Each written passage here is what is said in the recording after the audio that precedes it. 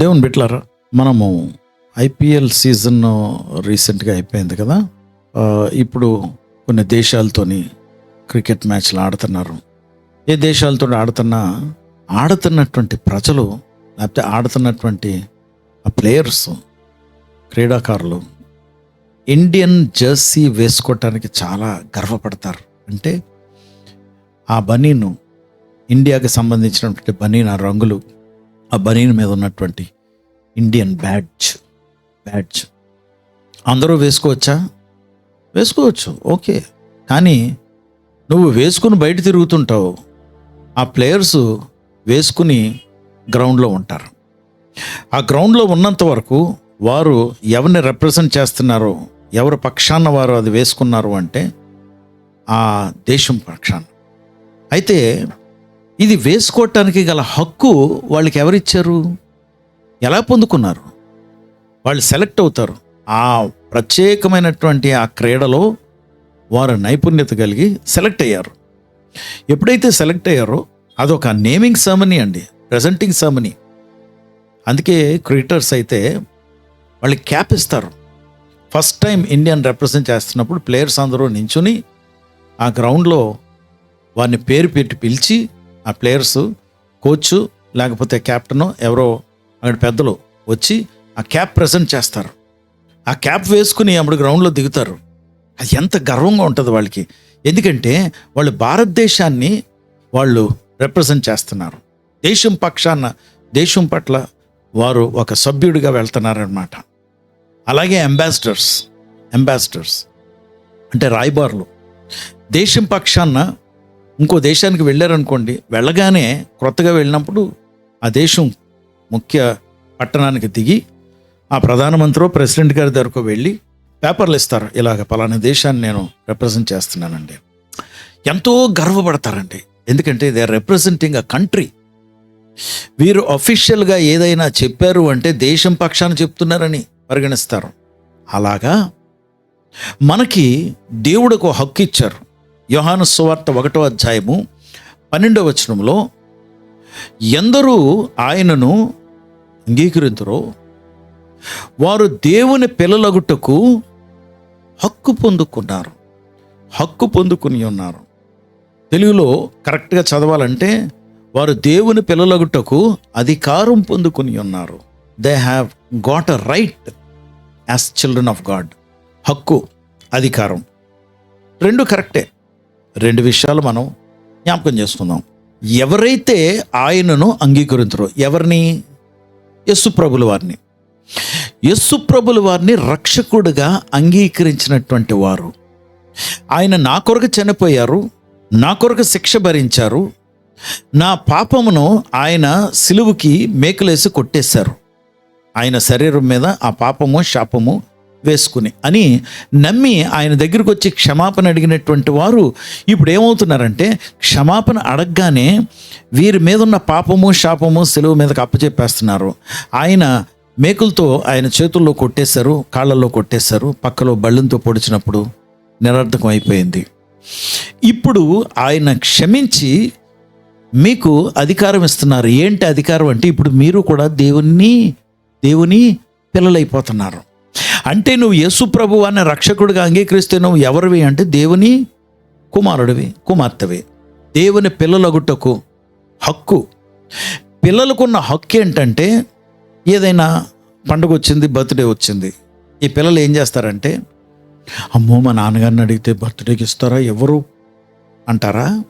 కాదు, మీరు అడగటానికి హక్కు పొందుకున్నారు. ఏదైనా అవసరమైతే నాన్నగారిని, అమ్మగారిని అడగటానికి హక్కు పొందుకున్నారు. ఏమోనమ్మా, నిన్ను అడిగితే మరి ఇస్తావో లేదో నాకు తెలియదు, కానీ నాకు ఆకలేస్తుందిలే, వద్దులే అమ్మా, నువ్వు ఇవ్వవేలే అంటారా? హక్కు. మమ్మీ ఆకలేస్తుంది, ఏమన్నా తినటానికి పెట్టు, హక్కు. అలాగా మనము దేవుని దగ్గర హక్కుదారులమే. We have got rights. ఈ అధికారం మనకి ఎలాగొచ్చింది అంటే, యేసు ప్రభు వారికి అధికారం ఉంది కనుక. ఆయనకి అధికారం రెండు విధానాల్లో వచ్చింది. ఒకటి, ఆయన దేవుడు. రెండవది, ఆయన తండ్రి అయిన దేవుడు పంపించాడు కనుక తండ్రి అయిన దేవునికి పూర్తిగా ఆయన విధేయత చూపించాడు. He was obedient even to dying on the cross. కనుక దేవుని మాట ఆలకించారు కనుక ఆయన హక్కు పొందుకున్నారు, అధికారం పొందుకున్నారు.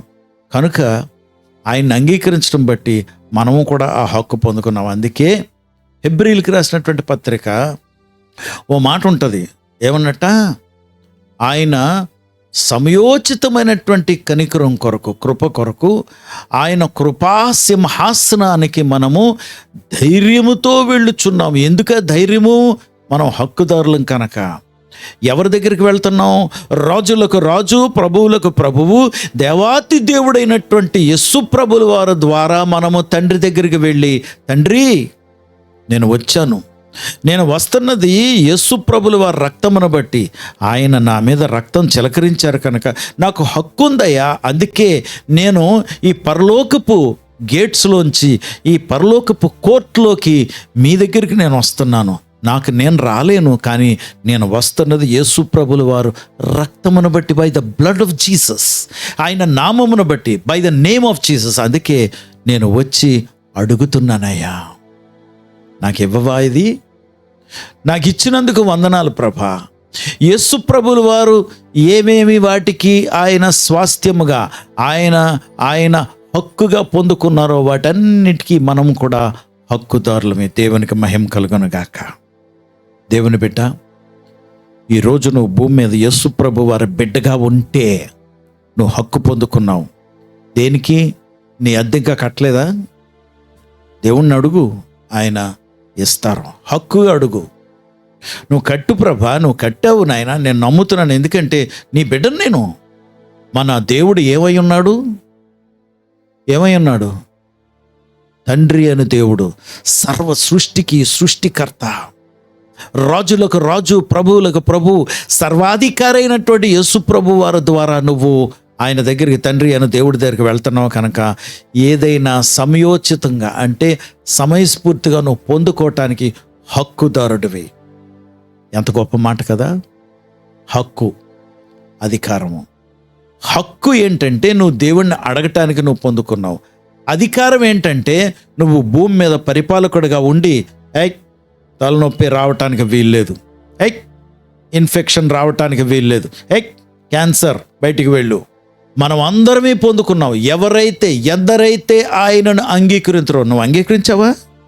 ఏమోనండి, అందుకే నువ్వు పొందుకోలేదు. డౌట్ నీకు. యేసు ప్రభుల వారిని రక్షకుడు, ఆయన దగ్గర క్షమాపణ అడిగావా? ఆయన సిలువ దగ్గరకు వచ్చి నీ ప్రభుత్వం నా మీద ఉండును గాక అన్నావా? ఎస్, నువ్వు పొందుకున్నావు. నువ్వు హక్కుదారుడివి. Start using that authority. ఈరోజు అధికారాన్ని నువ్వు వినియోగించడం మొదలుపెట్టు. ప్రార్థన అంటే ఆయన దగ్గరికి వెళ్ళి నీ రైట్స్ని నువ్వు జ్ఞాపకం చేసుకుని ఆయనతో, తండ్రి నాకు ఈ అధికారం ఇచ్చినందుకు నీకు వందనాలు, నాకు ఈ హక్కులు ఇచ్చినందుకు వందనాలు అని చెప్తున్నావు. భూమి మీదకి వచ్చి ఏమో ప్రభువా, కొంతమంది ప్రార్థన చేస్తుంటారు, ప్రభువా ఈ దెయ్యాలు నువ్వు వెళ్ళగొట్టు ప్రభా. నీకు అధికారం ఇచ్చారు వెళ్ళగొట్టడానికి, ఇంకా మళ్ళీ నువ్వు వెళ్ళగొట్టు ప్రభా, నువ్వు మళ్ళా దేవుడికి ఇస్తున్నావా? అపవాది అని నవ్వుతాడు నువ్వు చేస్తున్న తప్పుడు ప్రార్థనలో. ఈ జ్వరాన్ని దూరపరచు ప్రభా, నేను పేడ వంటిదాన్ని, పేడలో పురుగు వంటిదాన్ని. ఏంటిది? దేవుని కుమారుడివి, దేవుని కుమార్తె పేడలో పురుగువా? సరే, నువ్వు అలాగే ఉండు, నేను మాత్రం కాదు. నువ్వు పేడలో పురుగుగా ఉందాం అనుకుంటున్నావా? Very good. ఓ బాబు, ఎంత తగ్గించుకున్నది బాబు అనుకుంటారు. దొంగ ప్రార్థన. లోపలంతా గర్వం నీకు, కానీ ప్రార్థన ఇతరులు వింటున్నారని పేడలో పురుగు. Stop those prayers. You are a child of God. నువ్వు దేవుని కుమారుడివి. జ్ఞాపకం చేసుకో, కుమార్తెవి. పరిశుద్ధుడా ప్రభా, నీకు వందనాలు, స్తోత్రాలు. నీ చేతులకి మమ్మల్ని మేము అప్పచెప్పుకుంటున్నాం ప్రభా. ఇదిగో నాయన, మా హక్కులు, మా అధికారాలు మాకు జ్ఞాపకం చేస్తున్నందుకు నీకు వందనాలు. నీ కొరకు మమ్మల్ని ఆయుత్తపరచుకోండి, సిద్ధపరచండి, బలపరచండి. నీ రాజ్య స్థాపన కొరకు, నీ రాజ్య విస్తీరణ కొరకు మమ్మల్ని పరికరాలుగా వాడుకునే నిమిత్తం నాయన, ఇదిగో మమ్మల్ని మేము మీ చేతులకు అప్పచెప్పుకుంటున్నాం. వాడుకోండి, మీరు మహిమ పొందండి.